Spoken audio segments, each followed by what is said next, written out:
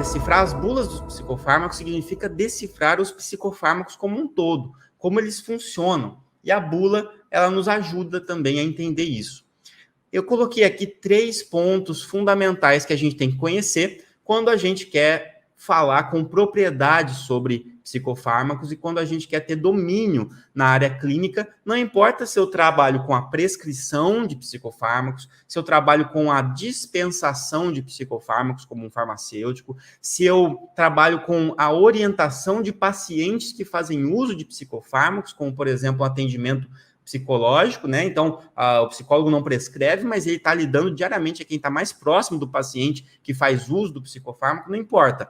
Nós temos que conhecer esses 3 pontos aqui, né? E eu coloquei no centro desses pontos a psicofarmacologia, está até grifado aqui. Se a gente não conhece como os psicofármacos agem, a gente não consegue entender praticamente mais nada, né?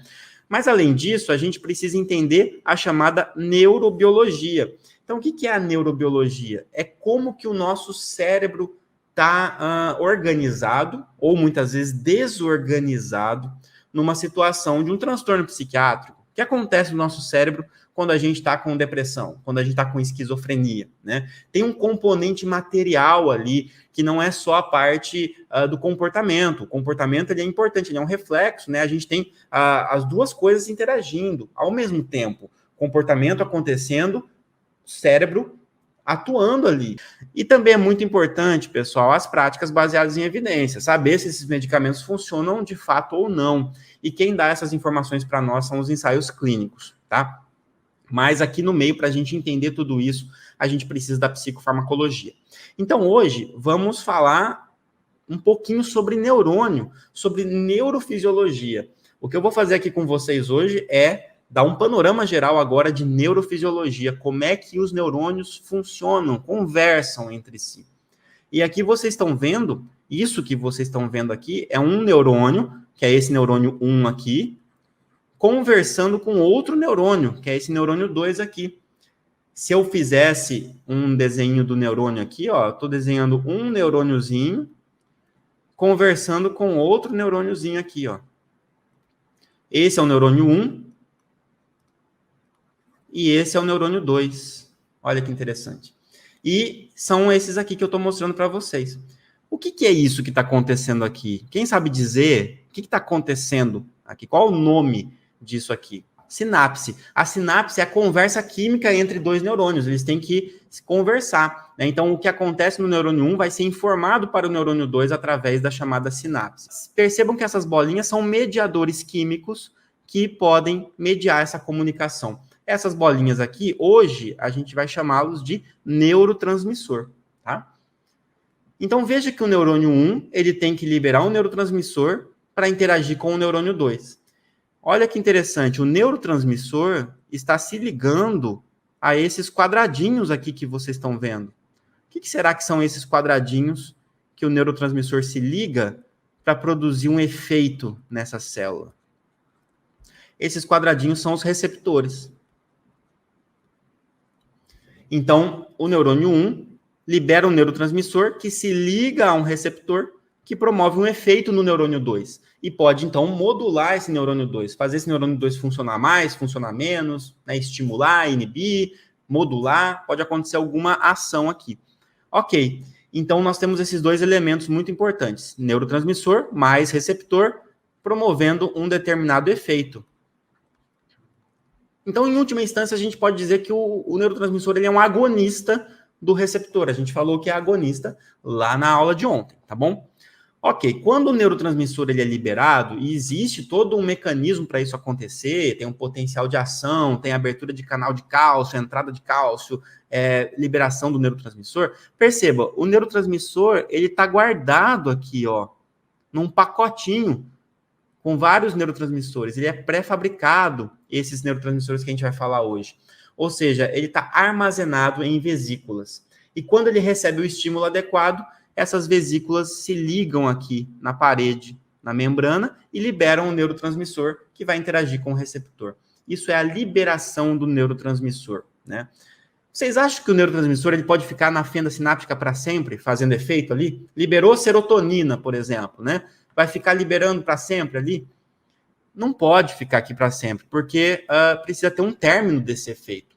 Então, os neurotransmissores que a gente vai falar um pouco hoje, quem são? Vocês conhecem alguns deles, né? Dopamina, vou abreviar aqui, ó, DA. Noradrenalina, NA. Serotonina, algum infeliz resolveu chamar de 5-HT, só para ficar diferente do padrão, tá? Mas, na verdade, é 5-hidroxitriptamina. É o nome chique da serotonina. Dopamina, noradrenalina, serotonina. Quem mais? Glutamato.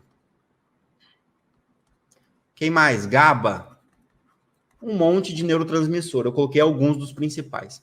Glutamato, pessoal, é o principal neurotransmissor excitatório do sistema nervoso. Ele estimula o próximo neurônio. E GABA é o principal neurotransmissor inibitório. E aqui a gente tem dopamina, noradrenalina e serotonina, que são neurotransmissores que às vezes estimulam, às vezes inibem, controlam, regulam. Então a gente vai chamar isso aqui de modulatório. Tá? Então existem neurônios de serotonina, neurônios de dopamina, neurônios de noradrenalina, neurônios de glutamato, neurônios de GABA, e essa conversa química tão diversificada é que proporciona diversos efeitos no nosso cérebro. Tá? Isso somado com os tipos de receptores que tem aqui. Como eu falei para vocês, a gente tem aqui a liberação do neurotransmissor, né, que foi liberado, essas bolinhas que vocês estão vendo, e em algum momento tem que parar. Ele não pode ficar o tempo todo ali na fenda sináptica. De que forma que o organismo elimina, encerra essa conversa aqui? Uma das formas é essa setinha que vocês estão vendo aqui, ó, para dentro do neurônio. Essa setinha está sendo transportado aqui por uma proteína que é um transportador, ó. Ou seja, o neurotransmissor que é liberado aqui na fenda sináptica, ele volta para dentro do neurônio. Ele é recaptado.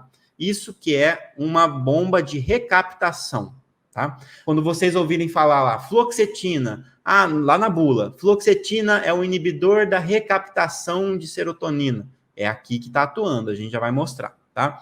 Então ele é recaptado. Por quê? Quando ele é recaptado, ele é reciclado aqui dentro. Ele pode ser destruído e os pedacinhos dele podem servir para fabricar outras coisas, ou eles podem voltar para dentro da vesícula para ser guardado de novo. Já usei, peguei de volta e guardei para usar de novo. Tá? O organismo não é besta, ele não fica gastando energia à toa. Ele recicla as coisas que ele fabrica, tá certo?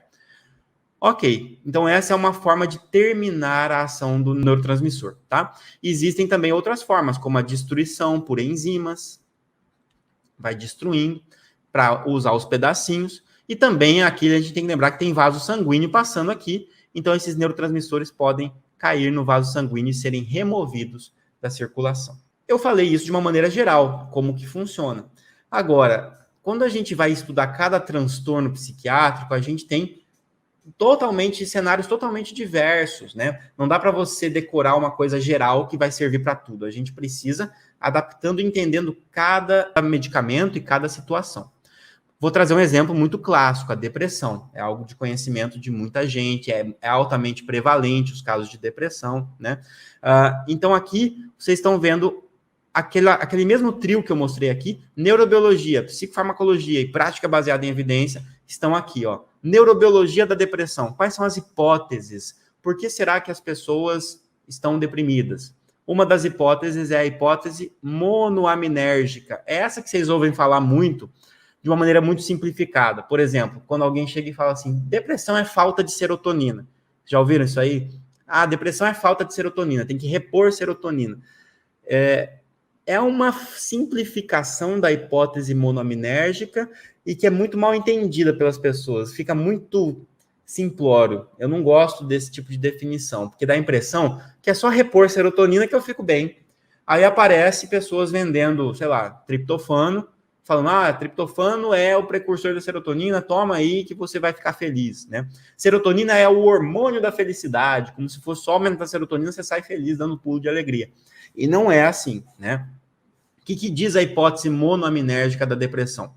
Que serotonina, noradrenalina e dopamina são neurotransmissores que ajudam na regulação do humor. Certo? E que, em pessoas com depressão, nós temos algumas alterações, nós temos desregulação nesses neurotransmissores, na quantidade deles e dos receptores. Nós temos áreas onde os neurônios não estão conversando muito bem, eles estão atrofiados, eles não estão conseguindo se manter vivos e funcionantes do jeito que eles estavam antes. E tem muita coisa que pode afetar isso. Por exemplo, o estresse crônico pode afetar isso. E também a hipótese da inflamação neuronal, justamente por causa de constantes agressões a esse sistema, né? A gente nem percebe, mas o estresse crônico da nossa vida do dia a dia, os traumas, tudo isso pode agredir, né, o nosso sistema nervoso de alguma forma. É muito mais aprofundado do que isso, mas aqui a gente já tem algumas pistas, né? E uma coisa muito interessante que se sabe é que níveis adequados desses neurotransmissores ajudam a produzir o que a gente chama de fatores neurotróficos. O que é esse nome? Neurotrófico. Trófico é trofia, crescimento. Fatores que ajudam o neurônio a crescer. Então, os neurônios produzem substâncias que ajudam eles mesmos a ficarem saudáveis. É como se fosse um regador regando as plantinhas. E os neurônios são essas plantinhas que precisam crescer. Se não tiver alguém regando direito essas plantinhas, eles murcham. E murchar é atrofiar. E eles param de conversar direito ali, e isso tem reflexos na vulnerabilidade à depressão, por exemplo, né? Então, quando eu tenho quantidades adequadas de serotonina, por exemplo, eu regulo esses fatores neurotróficos, eu ajudo esses neurônios a crescer. Então, por isso que eu preciso de antidepressivos que sejam capazes de aumentar esses neurotransmissores, aumentar a dopamina, noradrenalina e serotonina. E a gente sabe que a serotonina tem um papel de destaque na depressão, e por isso que a maioria dos antidepressivos está focado nela, ou nela junto com noradrenalina, e algumas vezes a dopamina também envolvida, tá?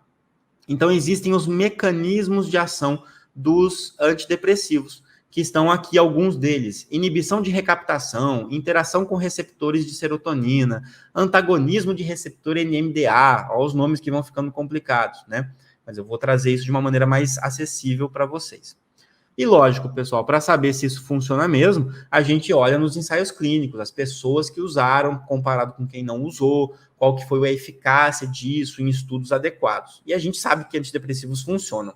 O que a farmacologia mostra para nós, a psicofarmacologia vai mostrar, é como eles funcionam. Então, eu vou mostrar aqui para vocês um exemplo de como os antidepressivos funcionam, e depois eu vou mostrar na bula. Essa explicação vai ficar muito mais fácil do que só ler a bula, tá bom? Depressão é multifatorial, como vocês falaram, perfeito. Não é uma coisa pontual, né? Não é simplesmente um neurônio desregulando sozinho. Existe também a vulnerabilidade genética, existe a questão ambiental, existe a cultura que o paciente está inserido, mas um ponto onde a gente consegue modificar quimicamente é essa parte material, né? Por isso que a gente acaba mexendo com os antidepressivos. Já o psicólogo, ele consegue mexer em outras coisas, outras áreas, que o fármaco não consegue mexer, que tem a ver com a parte comportamental, e isso tudo é bidirecional, as coisas se comunicam, tá? Então é importante um papel, assim como ela é multifatorial, a gente precisa de um atendimento multidisciplinar para conseguir dar conta disso. Não existe uma técnica que seja suficiente sozinha para resolver todos os problemas, né? Bom, o que acontece com o antidepressivo? Então, os antidepressivos, a maioria deles funcionam como inibidores de recaptação. O que é isso? O que é inibir recaptação? Lembra que o neurônio, ele libera o neurotransmissor se liga no receptor, ele provoca um efeito, e depois ele sofre a recaptação para ser guardado aqui dentro ou destruído. O inibidor de recaptação, olha o que ele faz. Ele vem aqui e inibe a recaptação. O nome já diz, né? Ele inibe a recaptação. Se ele inibe a recaptação, olha o que acontece. O neurotransmissor ele é liberado, mas não consegue voltar. Aquilo que recaptava, travou, né? Então, eu vou liberando o neurotransmissor e ele vai se acumulando na fenda sináptica. Ou seja, pessoal, o que eu estou fazendo com o inibidor de recaptação? Se tiver que responder numa frase, aumento a disponibilidade de neurotransmissores. Estou aumentando a disponibilidade de neurotransmissores para os meus neurônios. Quando a gente vai olhar as classes específicas dos antidepressivos, a gente vai ver o seguinte: inibidor seletivo da recaptação de serotonina. Quem são esses? Fluoxetina, sertralina, paroxetina, citalopram, escitalopram. Por quê? Porque eles inibem a recaptação seletivamente só da serotonina. Então, acumula serotonina aqui. Eu tenho também os inibidores da recaptação de serotonina e noradrenalina, com 2 neurotransmissores. Então, aí a gente tem, por exemplo, venlafaxina, desvenlafaxina. A gente tem os chamados antidepressivos tricíclicos, que também inibem a recaptação de serotonina e noradrenalina. Só que eles têm mais efeitos adversos.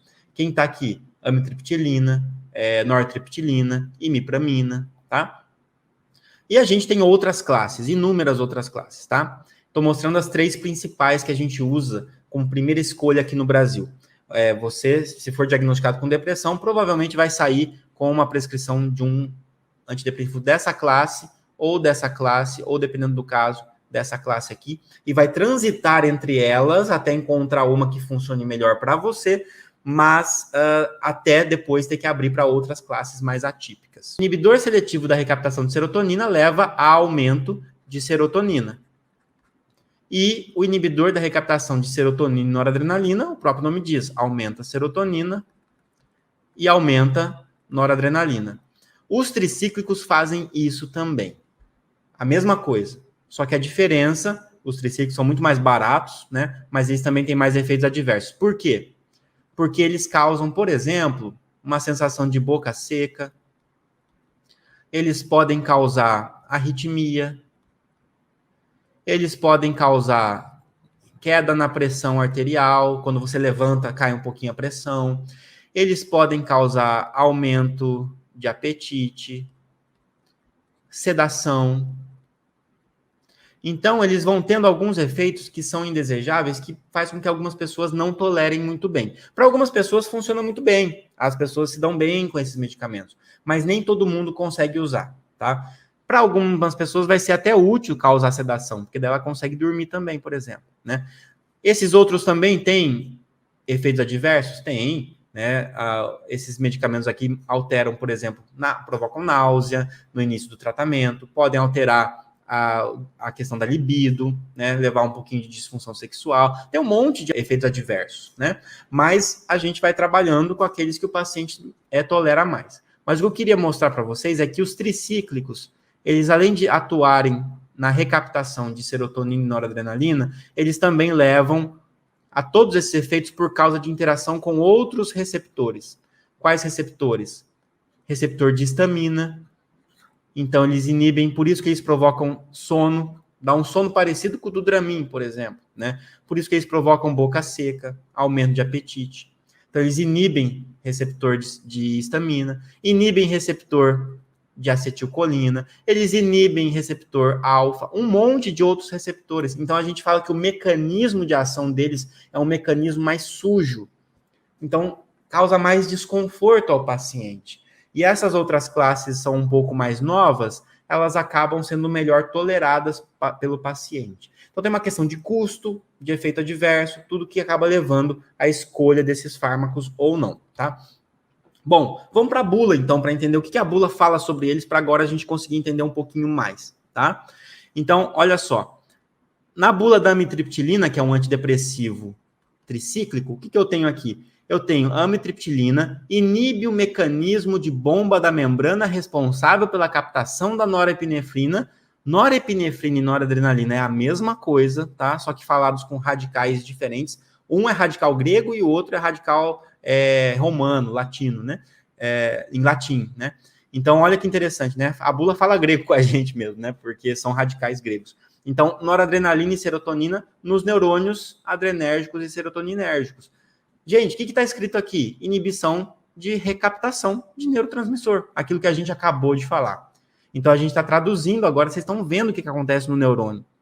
Farmacologicamente, essa atividade pode potencializar ou prolongar a atividade neural. Lógico, o neurotransmissor fica mais tempo na fenda sináptica, uma vez que a recaptação dessas aminas biogênicas, olha o nome que eles querem usar, amina biogênica é o quê? Serotonina, noradrenalina, dopamina, tá? É fisiologicamente importante para suprir suas ações transmissoras.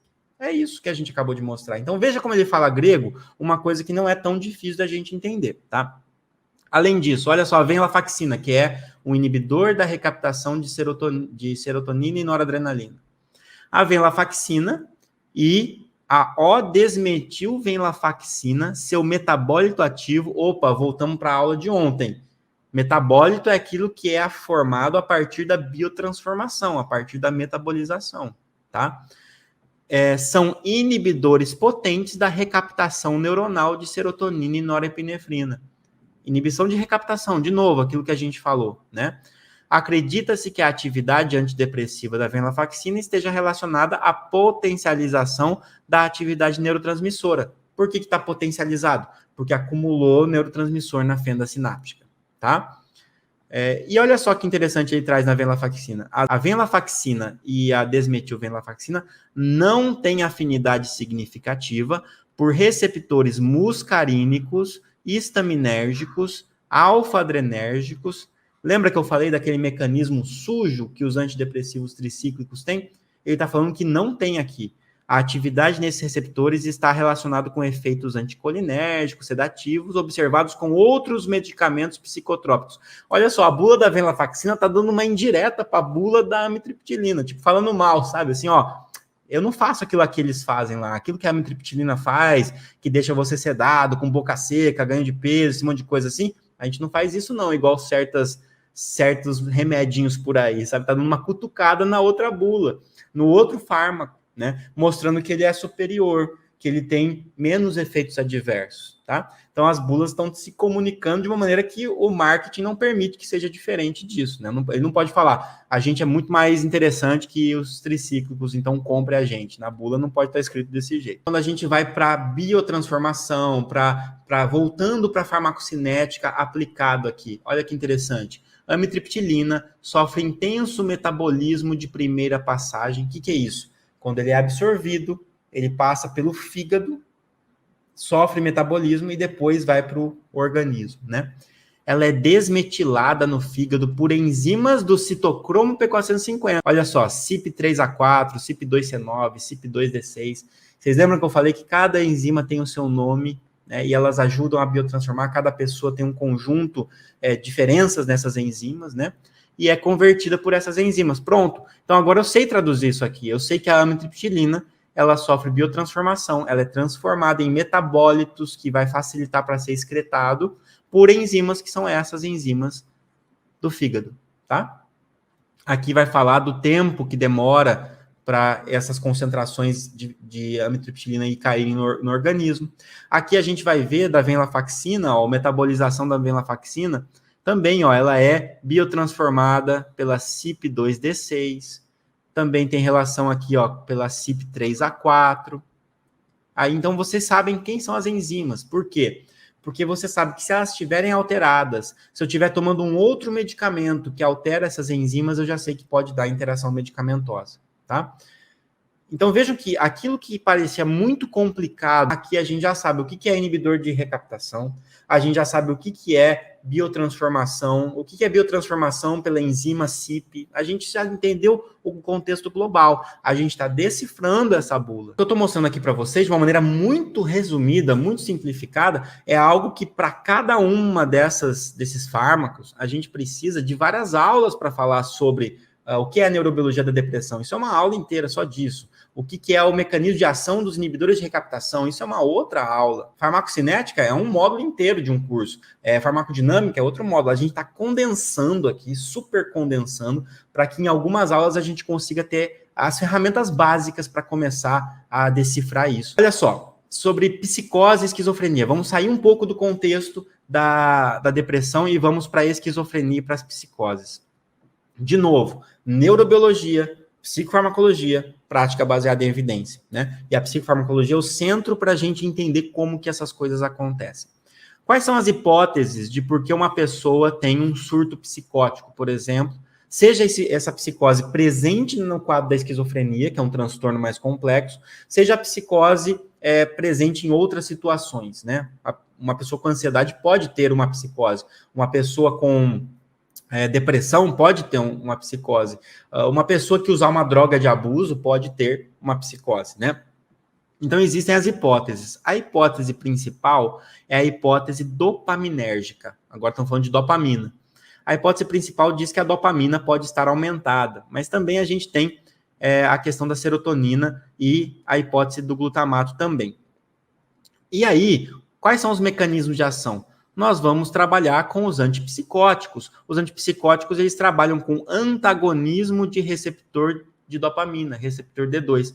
Olha só os antagonistas que a gente citou antes, né? Ou com os antagonismos de receptor D2 e 5-HT2, receptor de dopamina e de serotonina. Tá ficando complicado? Vamos olhar aqui para o neurônio, tá? Então, ó, temos que saber neurobiologia, temos que saber neuroanatomia também. Parece que é um negócio que, né, não faz muito sentido, mas se a gente olhar na figurinha fica um pouco melhor. Estão vendo várias setas sendo apontadas aqui?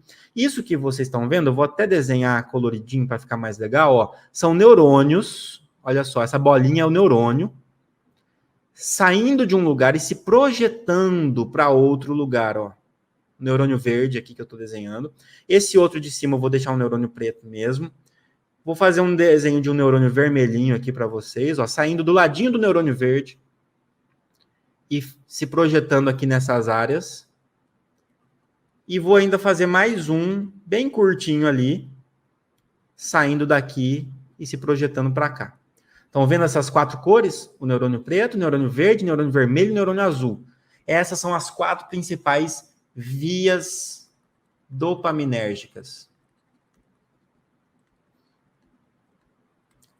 É como se fosse um metrô, parece, até fiz com as cores de metrô de São Paulo, né? Vai pegar as vias, sai de um lugar e vai para outro. É isso que você está fazendo aqui, são as vias, são as organizações, da onde sai para onde chega. Eu desenhei umas setinhas ali, só para mostrar para vocês que é legal conhecer um pouco o nome das áreas do cérebro. Aqui, ó, estou mostrando o córtex. Aqui eu estou mostrando uma área que a gente chama de estriado. Faz parte dos núcleos da base. Aqui, essa área de projeção, eu estou mostrando o núcleo accumbens. Aqui eu estou mostrando a substância negra, tá? Aqui eu estou mostrando a área tegmental ventral, chamada também de VTA, o termo em inglês. E aqui eu estou mostrando, nessa setinha, a hipófise. E esse neurônio sai daqui do hipotálamo. Nossa, André, meu Deus, um monte de nome, né? Tá, calma que vai fazer sentido, tá? Então, olha que interessante. Os neurônios, eles saem da substância negra e se projetam para o estriado. Isso é uma via, é a via nigroestriatal, substância negra e estriado. Essa via em preto, vou fazer um risquinho preto aqui, ela é responsável por controle motor, controle de movimento. Ajuda a gente a planejar os nossos movimentos. A via em verde, que vocês estão vendo aqui, sai da área tegmental ventral e se projeta para o núcleo accumbens no sistema límbico. Sai do mesencéfalo e vai para o sistema límbico. Essa aqui é chamada de mesolímbica. Em vermelho, nós temos saindo aqui a meso, de novo, para o córtex, mesocortical. E em azul, a gente tem ali a chamada túbero hipofisária, tá?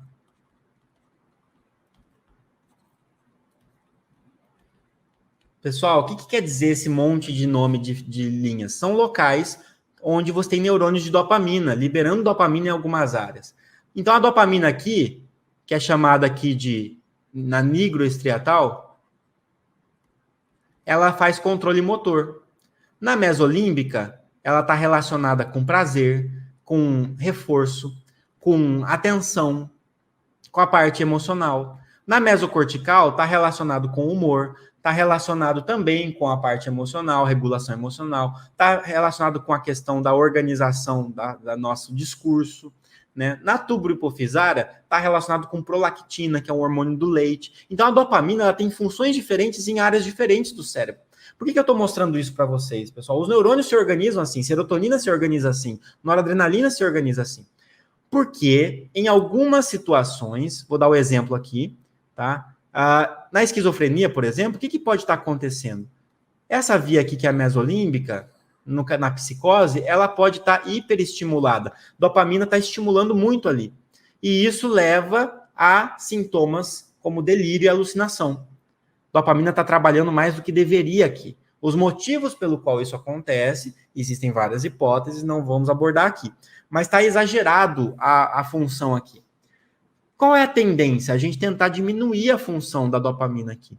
Como que a gente consegue fazer isso? Usando fármacos antagonistas.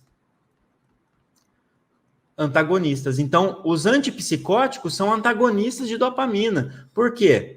Porque eu tenho aqui os receptores de dopamina, a dopamina vai se ligar e vai produzir efeito. Ela é o agonista, lembram? Lá da outra aula. Só que numa situação em que a dopamina está ligando muito aqui, tem muita dopamina se ligando, eu estou tendo como consequência alucinação, delírio. Então, o que eu faço? Eu uso um fármaco, que é o antipsicótico, que vai se ligar aqui, ele é um antagonista, lembra? Se liga ao receptor e impede a ligação do agonista. Parou a brincadeira, dopamina. Estou me ligando aqui, você não liga mais por enquanto. Liga menos, tá? E isso faz o quê? Com que eu consiga reduzir essa hiperativação dessa área, controla a psicose, reduz os surtos psicóticos, alucinação, delírio. Ótimo, era o que eu queria. Mas vocês acham que eu consigo fazer isso? Lembra do GPS? Vocês acham que eu consigo fazer isso só na via mesolímbica? O medicamento se distribui pelo cérebro todo. Então, isso faz com que eu iniba receptores de dopamina aqui, aqui e aqui também. Só que essas outras vias não estavam desreguladas. Então, ao mesmo tempo que eu controlo a alucinação, eu desregulo o controle motor. Então, a pessoa começa a ter tremores. O medicamento provoca tremor. O paciente começa a ter outros sintomas, os efeitos colaterais. Percebem como é que surgem alguns efeitos colaterais? Quando eu regulo uma área, posso desregular outras, tá? É lógico, a gente tem como contornar isso, tem como ajustar a dose, mas só para vocês perceberem que nem sempre é simples a regulação disso. E outros medicamentos, os antipsicóticos atípicos, por exemplo, os mais novos, risperidona, esse que eu mostrei aqui é o funcionamento do haloperidol, por exemplo, da clorpromazina. Aí os medicamentos mais novos, quetiapina, risperidona, etc., eles modificam um pouco a serotonina e acabam alterando, influenciando na dopamina numa questão de uma maneira mais benéfica. Então, eles conseguem causar menos efeitos adversos. Então, só para vocês irem vendo, né, pessoal, que isso tem um mecanismo pelo qual isso acontece e faz todo sentido quando a gente passa a entender. Do mesmo jeito, pessoal, vocês viram que se eu inibir dopamina aqui, nessa via nigroestriatal, eu causo tremor, né? O paciente com Parkinson, ele tem atrofia, ele tem destruição desses neurônios aqui, ó, o paciente com Parkinson. É uma doença neurodegenerativa. Então, ele treme porque os neurônios estão morrendo, os neurônios de controle motor. Então, aí eu tenho que usar medicamentos que ajudam ele a repor essa dopamina que está faltando ali. Só que isso aumenta a dopamina em outras áreas, o paciente pode ter alucinação. Então, o paciente com Parkinson que faz tratamento, aumenta a dopamina para melhorar o tremor, mas pode ter alucinação. O paciente com esquizofrenia que tem alucinação, usa um medicamento que reduz a ação da dopamina para controlar a alucinação, mas tem tremor, tá? Então, o cérebro é um só. O cérebro não está organizado, ele não é dividido por transtorno. O cérebro tem as vias neuronais. Se a gente entende isso, a gente entende as consequências do uso desses medicamentos. Vamos olhar para a bula do haloperidol. O haloperidol, o nome comercial Aldol, é um neuroléptico, era o nome que eles chamavam os antipsicóticos, tá? Do grupo, ele fala de grupo químico, pode ignorar isso aqui, tá? Ele é um bloqueador potente dos receptores dopaminérgicos centrais, classificado como um neuroléptico incisivo. como consequência do bloqueio dopaminérgico, apresenta uma ação sobre os delírios e alucinação, provavelmente a nível mesocortical e mesolímbico, que é o que a gente acabou de mostrar lá, né? E uma ação sobre os gânglios da base, via nigroestriatal. Pronto, gânglios da base, eu vou poder provocar tremor. Causa sedação psicomotora eficiente, que explica seus efeitos favoráveis, etc. E aí, ó, pessoal, a ação em nível dos gânglios da base é responsável pelos efeitos extrapiramidais, ou seja, olha só o tremor aqui do parkinsonismo que a gente explicou.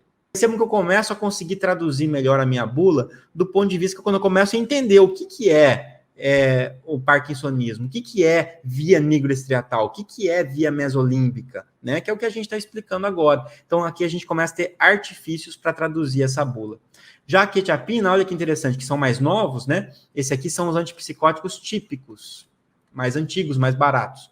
Aqui são os atípicos, mais caros e com menos efeitos adversos. A quetiapina é um agente antipsicótico atípico. Ela e seu metabólito ativo interagem com vários receptores e neurotransmissores. A quetiapina exibe afinidade pelos receptores de serotonina e dopamina no cérebro. Então, ela consegue bloquear receptor de dopamina igual ao haloperidol, só que ela também mexe com receptores de serotonina e isso ajuda a atenuar alguns efeitos adversos e também ajuda a mexer com alguns aspectos da serotonina que justifica até o efeito dela como coadjuvante na depressão, por exemplo. Aqui a gente começa a perceber que eu posso usar a classe para tratar outros transtornos também. A gente vai conversar melhor sobre isso amanhã, na aula de amanhã, tá? Para poder fazer essa ponte com o paciente. Então, acredita-se que essa combinação de antagonismo ao receptor com alta seletividade para receptor de serotonina é o que contribui para propriedades antipsicóticas clínicas e reduz a suscetibilidade aos efeitos colaterais extrapiramidais, motores, tremor, tá? Então aqui a gente consegue comparar, contrastar o aldol com a quetiapina. Deu para entender isso, pessoal? Deu para ver como quando a gente conhece um pouquinho de neurobiologia, conhece um pouquinho de farmacologia, de psicofarmacologia, a bula, a gente traduz a bula e ela vira um aliado. Aquilo que era grego, que eu pulava essa parte, é a parte que você pula da bula, que você não está entendendo mais nada. Mas se você entende essa base, você consegue traduzir as bulas. E fica muito interessante, porque aí você consegue traduzir isso para o paciente. Imagina o paciente lendo um negócio desse, né? Fica desesperado. A gente que é profissional fica desesperado, imagina o paciente. A gente sempre retorna aqui, pessoal. Entender a psicofarmacologia, entender a neurobiologia dos transtornos e entender os ensaios clínicos que mostram para nós a eficácia. Aqui eu tenho a probabilidade. Aqui eu tenho a plausibilidade e a possibilidade, tá? Junto com a neurobiologia. Então, a psicofarmacologia nos mostra por que faz sentido usar esse medicamento nessa situação. Por que faz sentido eu aplicar isso em outro contexto? Por que faz sentido tratar a depressão com esse antidepressivo? E os ensaios clínicos mostram o quão provável é esse paciente melhorar, né? Qual é a probabilidade de ele melhorar se ele usar esse antidepressivo nessa situação de depressão que ele tem hoje? E é o que ajuda a validar para nós a bula. Pessoal, vocês perceberam, então, como é que a gente faz para tentar decifrar essa bula? A gente começa a entender um pouquinho da psicofarmacologia, a gente consegue entender um pouquinho da neurobiologia, aí a gente vem com tudo, pega a bula e decifra ela e não se intimida por ela. Quando a gente consegue fazer isso, a bula vira uma fonte de informação muito interessante e resumida do que está acontecendo. Então, olha que legal eu conseguir pegar a bula, ler a bula que está escrito ali, interpretar o que está escrito, ver por que faz sentido, e se o paciente fala, por que isso ajuda na minha depressão? Por que isso me traz melhoria? Depressão não é um negócio psicológico? Com certeza é psicológico. Tem um componente muito forte ali psicológico envolvido, tanto é que mudanças comportamentais, né? A psicoterapia consegue trazer benefícios imensuráveis, mas é também algo biológico, e aqui você consegue mostrar essa plausibilidade, consegue entender essa plausibilidade. Hoje, o que a gente conversou por enquanto? A gente conversou que, para entender as bulas dos psicofármacos, a gente precisa de pinceladas de psicofarmacologia e de neurobiologia. A gente falou que é necessário entender como é que funciona cada um dos transtornos. Hoje a gente deu exemplo sobre depressão e a gente deu exemplo sobre esquizofrenia. A gente entendeu as hipóteses que norteiam a depressão e a gente entendeu o mecanismo de ação dos inibidores de recaptação. Inibidores de recaptação de serotonina, inibidores de recaptação de serotonina e noradrenalina e os antidepressivos tricíclicos. Aqui na esquizofrenia, a gente entendeu as hipóteses, a gente entendeu as vias dopaminérgicas e a gente viu que se elas estiverem alteradas, eu consigo tentar regular por meio de antipsicóticos. A gente viu que existem os antipsicóticos típicos e os antipsicóticos atípicos, né? E além disso, a gente viu como tentar integrar isso junto com a bula do medicamento.